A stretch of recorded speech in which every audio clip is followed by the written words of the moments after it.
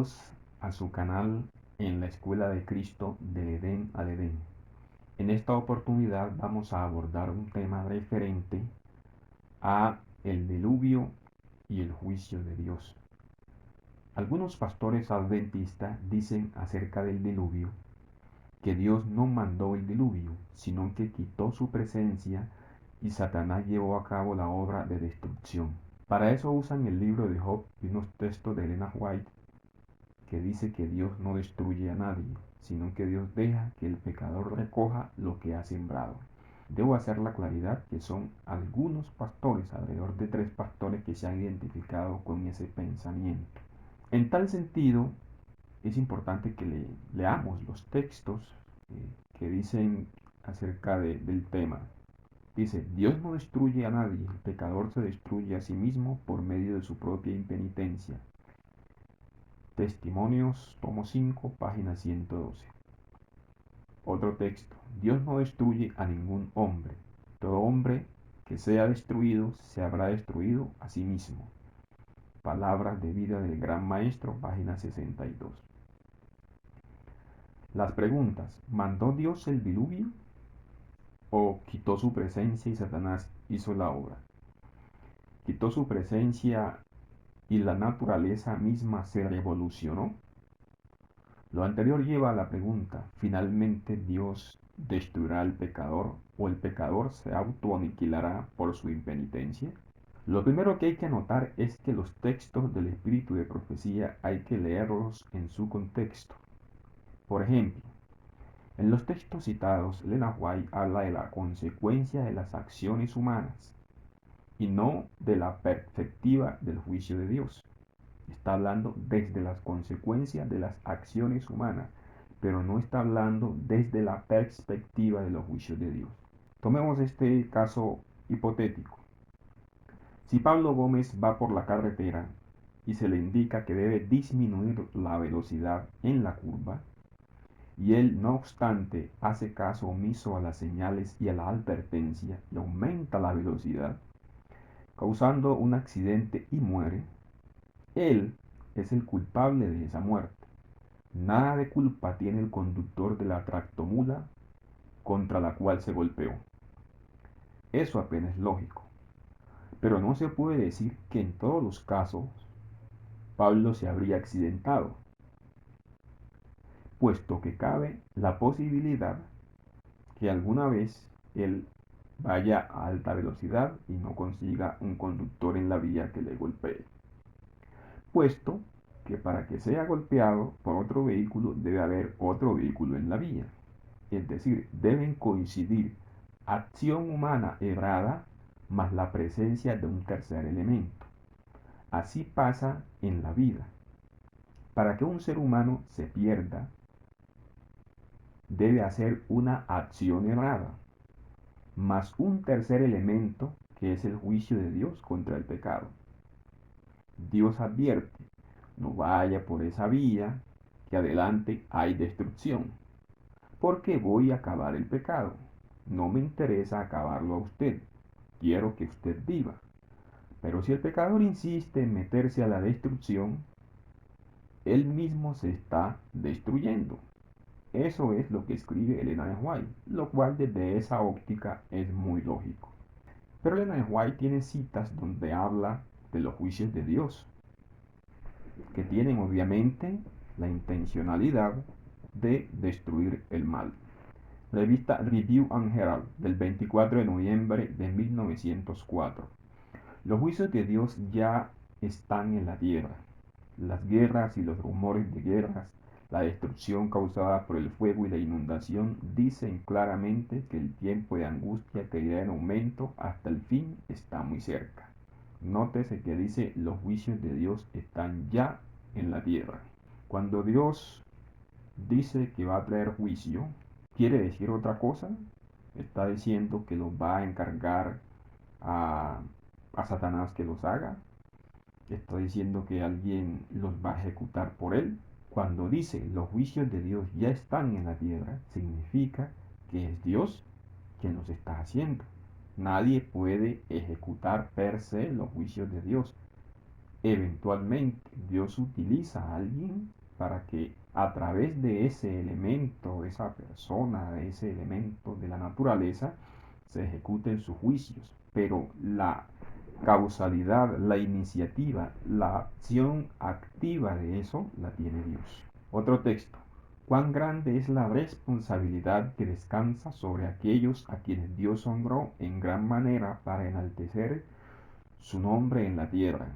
Con cuánto cuidado debieran evitar el pecado para no provocar los juicios de Dios y no hacer que su nombre sea calumniado por los impíos. Otra vez aquí, claramente se establece que los juicios de Dios los provoca la acción errada. Es decir, cuando la acción errada del ser humano se hace manifiesta, llega un día cuando los juicios de Dios intervienen. Se infiere entonces que el pecado provoca los juicios de Dios, es decir, Dios asume una actitud activa en el juicio. Él hace venir el juicio. Él no se queda con una actitud pasiva esperando que el pecado o que el pecador pase por donde está Él y se destruya con el resplandor de su fuego consumidor. Él toma la iniciativa de venir y esa venida ejecuta sus juicios. Y el mundo, según dice la Biblia, será destruido por una combinación de dos cosas. El resplandor de Dios, que es fuego consumidor, pero también por fuego y azufre. Así que no es solamente el resplandor del fuego consumidor, es también fuego y azufre. Así será cuando por fin se derrame la ira de Dios, cuando venga el Señor con sus santos millares a hacer juicio contra todos y a convencer a todos los impíos, de entre ellos tocante a todas sus obras de impiedad. Judas 14:15. 14 y 15. Judas no tiene capítulo más allá del 1, o sea, Judas 1, 14 y 15. Está en concordancia con Patriarcas y Profetas, página 471. Es decir, Dios va a venir con sus santos a ejecutar sus juicios. Y Apocalipsis nos dice qué pasará cuando Él venga a ejecutar juicio. Lo veremos más adelante. Una vez hecha esta aclaración, vamos a analizar el tema del diluvio y otras formas de destrucción. Lo primero que hay que anotar es que el diluvio fue una forma única y especial de Dios intervenir para neutralizar la acción del mal en este mundo. Única porque no se usará más. Y en especial porque a diferencia de la manera como Dios siguió destruyendo, cítese el caso de Sodoma y las ciudades de la llanura, en el capítulo 19 del Génesis, y la destrucción final de Apocalipsis 29, que será por castigo por fuego, en ambos casos, tanto las ciudades de la llanura como la destrucción final, la Biblia deja claro que el fuego desciende de Dios. El fuego que destruyó a Sodoma y las ciudades de la llanura es enviado por Dios. Fuego y azufre tienen una fuerte relación con el fuego con que Dios se propone destruir al final. Según Apocalipsis 21:8, Apocalipsis 14:9 al 11, Apocalipsis 19:19 al 21 y Salmos 11:5 al 6.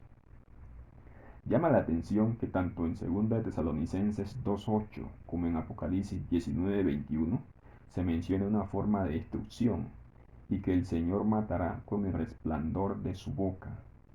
En Tesalonicenses, el que se destruirá es al inicuo, y en Apocalipsis dice que la bestia y el falso profeta serán destruidos en el lago de fuego y azufre. Y deja la destrucción de los demás a lo que sale de la boca del que montaba el caballo, que obviamente es Jesús. Dios es fuego consumidor, Hebreos 12:29, Deuteronomio 9:3. Y todo lo que hace, lo hace con su palabra. Por la palabra del Señor fueron hechos los cielos y todo el ejército por el aliento de su boca. Salmos 33:6 y 9. De esa manera, cuando Dios ejecuta juicio de retribución, también esa palabra que sale de su boca puede ser un fuego que consume, ya sea como fuego y azufre o ya sea como el resplandor que consume. La destrucción por fuego y azufre en Sodoma fue ordenada por Dios y ejecutada como juicio. Patriarcas y Profetas, página 180, dice lo siguiente: de repente, como un trueno en el cielo despejado, se desató la tempestad. El Señor hizo llover fuego y azufre del cielo sobre las ciudades y la fértil llanura. Sus palacios y templos, las costosas moradas, los jardines y viñedos, la muchedumbre amante del placer que la noche anterior había injuriado a los mensajeros del cielo, todo fue consumido. El humo de la conflagración ascendió al cielo como si fuera el humo de un gran horno, y el hermoso valle de Sidín se convirtió en un desierto, un sitio que jamás había de ser reconstruido ni habitado, como testimonio para todas las generaciones de la seguridad con que el juicio de Dios castiga el pecado. Nótese bien esto. Las llamas que consumieron las ciudades de la llanura transmiten hasta nuestros días la luz de su advertencia. Se nos enseña la terrible y solemne lección de que mientras la misericordia de Dios tiene mucha paciencia con el transgresor, hay un límite más allá del cual los hombres no pueden seguir en sus pecados. Cuando se llega a ese límite, se retira el ofrecimiento de la gracia y comienza la ejecución del juicio. Patriarcas y Profeta, página 180. Cuando Dios ejecuta juicios, retira su protección para ejecutar juicios. En todo caso, reúne a los suyos para que no les salpiquen la retribución. Eso hizo con Noé, lo reunió en el arca. Eso hizo con Lot, lo sacó de Sodoma. A Israel lo concentró en casas marcadas con sangre. A los que finalmente seamos salvos, nos sacará de este planeta y estaremos a salvo en la ciudad. Dios también tiene el poder de ejecutar sus juicios de manera selectiva, como lo hará con las plagas en el tiempo de angustia. Por eso el llamado a salir de Babilonia, no solamente física, sino espiritualmente. Dios siempre saca a su pueblo antes de ejecutar sus juicios. Dios no tiene la intención de destruir al ser humano, sino al pecado y su originador. Dios consume el pecado, pero dado que el pecado está en el pecador, si éste persiste en aferrarse a él, será objeto de la destrucción del Señor, con la misma palabra que creó todo. La obra de destruir al pecador es una extraña obra, una extraña operación, según Isaías 18:21, pero no así la destrucción del pecado. Nótese bien, la obra de destruir al pecador es una extraña obra, una extraña operación. Diferente es la obra de destrucción del pecado, puesto que el fuego consumidor de Dios de manera literal, sin que sea solicitado, destruye el pecado. Y la única manera por lo que el pecado no ha sido erradicado es porque éste se ha enquistado en el pecador. Y Dios está obrando con gracia para no destruir al ser humano pecador. Segunda de Pedro 3:9. Pero si el ser humano persiste en el pecado y le llega a amar definitivamente, es decir, el ser humano ame al pecado de manera definitiva, la gracia dejará de interponerse entre el fuego consumidor y el pecador, y éste será destruido. Segunda Tesalonicenses 1:7-9. Ya sea con el resplandor de su boca, su palabra dice y es hecho, o con fuego y azufre, o con el resplandor de su gloria, según Éxodo 24:15-16 y Malaquías 4:1. Finalmente, los seres humanos salvados, lo justo, habitarán con el fuego consumidor, Isaías 33:14, y no se quemarán, porque este fuego solo quería destruir al pecado que había en el pecador, pero no a los seres humanos. Dios envió sus juicios como retribución a la maldad de los antediluvianos. Él necesitaba erradicar el mal que había en estas personas, y les dio tiempo, pero no se arrepintieron. Él decidió, dice la Biblia, raerlos, quitarlos de la faz de la tierra. Génesis 6:7. Claramente hay una acción de Dios. Dios es activo en decir que Él va a quitar de la faz de la tierra a los seres humanos. Él claramente en Génesis 6:17 dice que Él enviaría un diluvio para destruir. Dios lo hizo por su propia iniciativa, en retribución a la maldad.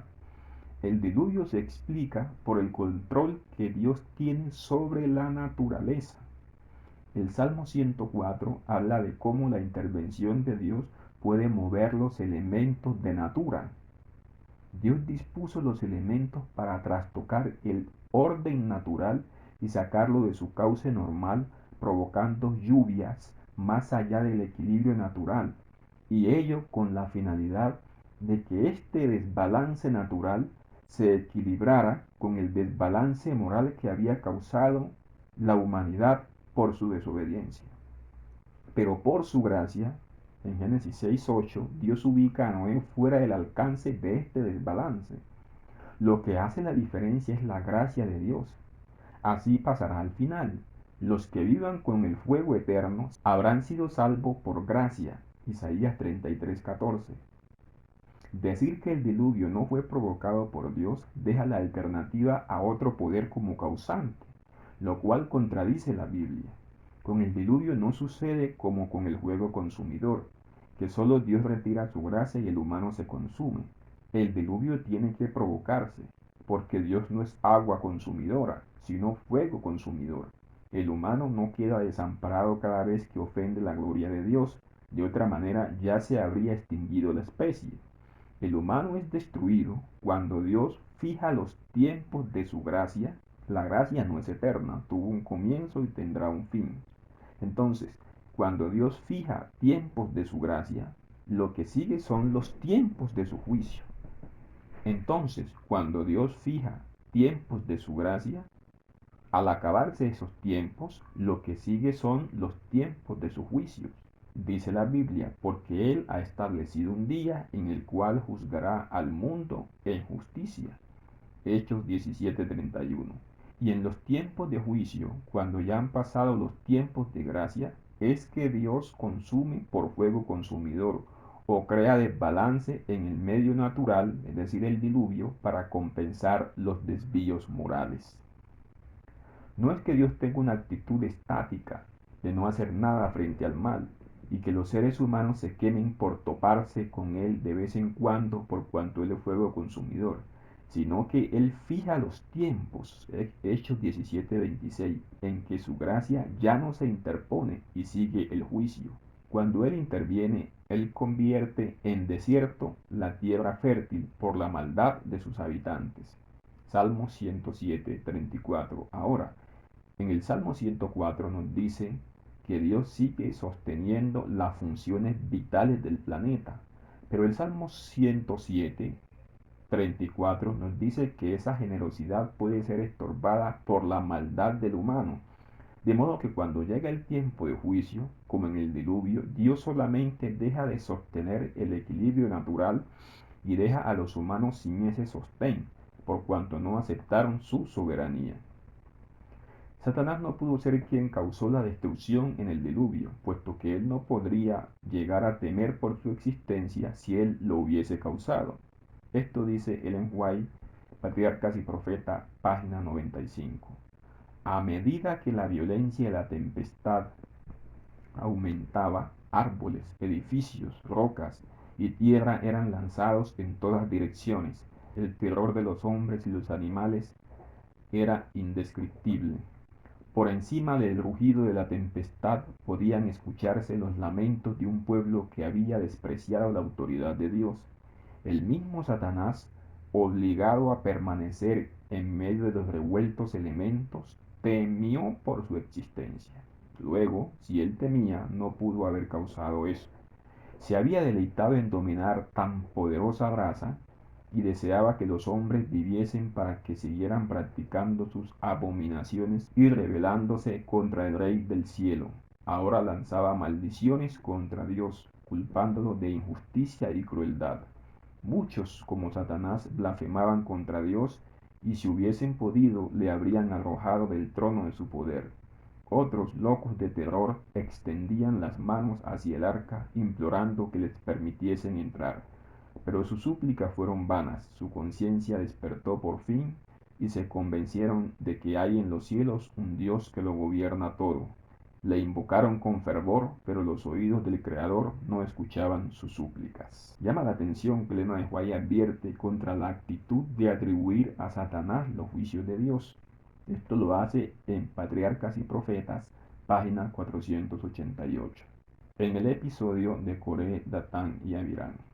Dice así: lo mismo hicieron los que al día siguiente, después de la destrucción de Coré y sus asociados, fueron a Moisés y Aarón y les dijeron: vosotros habéis muerto al pueblo de Jehová.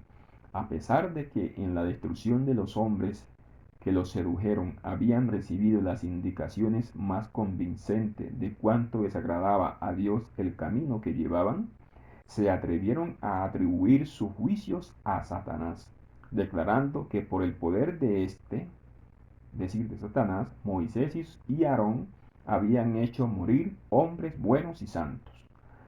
Así que decir que en el diluvio Dios simplemente se quitó, escondió su rostro y Satanás hizo la obra es muy peligroso, porque eso equivale a atribuirle a Satanás los juicios de Dios. Entonces, los que dicen que Dios simplemente se quitó y que Satanás actuó de acuerdo a su criterio, están contradiciendo la Biblia y también contradiciendo el espíritu de profecía.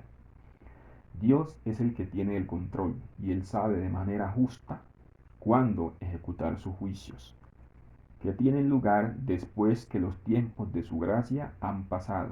Entonces es allí cuando el humano es impactado por el diluvio o por el fuego consumidor.